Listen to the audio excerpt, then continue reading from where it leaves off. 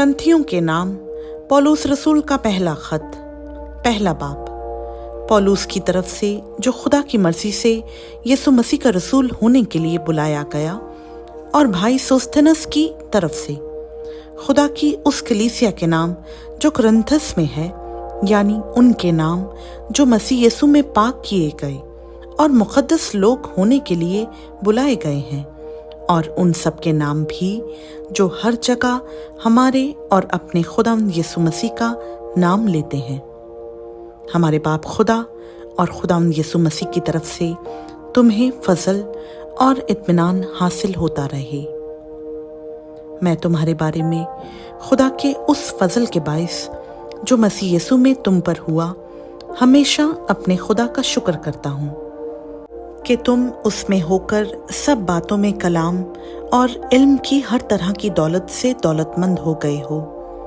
चुनाचा मसीह की गवाही तुम में कायम हुई, यहाँ तक कि तुम किसी नेमत में कम नहीं, और हमारे खुदावंद यीशु मसीह के ज़हूर के मुंतज़िर हो, जो तुमको आखिर तक कायम भी रखेगा, ताकि तुम हमारे खुदावंद यीशु मसीह के दिन बेइल्ज़ाम ठहरो।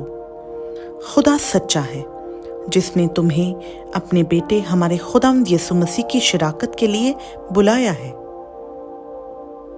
अब ऐ भाइयों, यीशु मसीह जो हमारा खुदावंद है, उसके नाम के वसीला से मैं तुमसे इल्तमास करता हूँ कि सब एक ही बात कहो और तुम में तफरीके ना हो, बल्कि बाहम यक दिल और यक राय होकर कामिल बने रहो।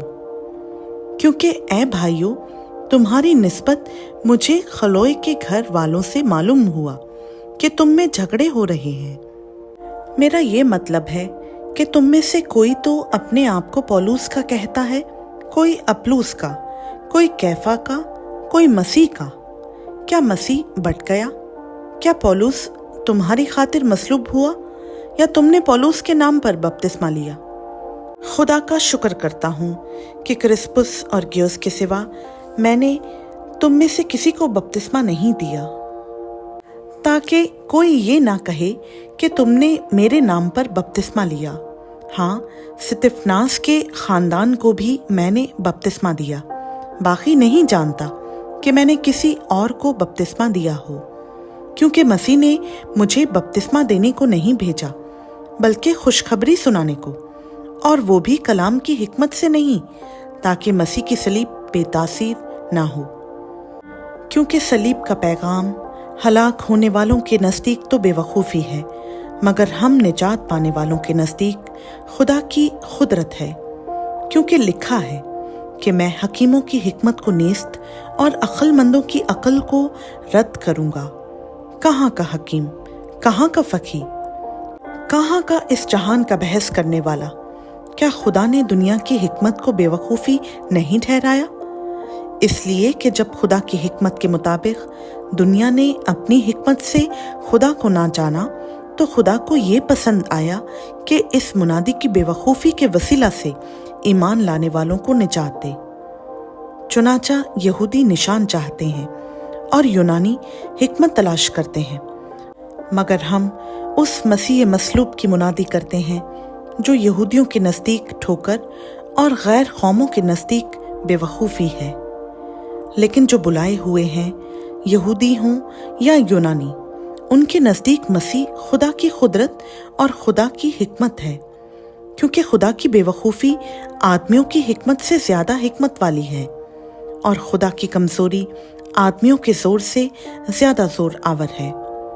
ऐ भाइयों, अपने बुलाए जाने पर तो निगाह करो कि जिस्म के लिहाज से बहुत से हकीम, बहुत से इख्तियार वाले, बहुत से अशराफ नहीं बुलाए गए,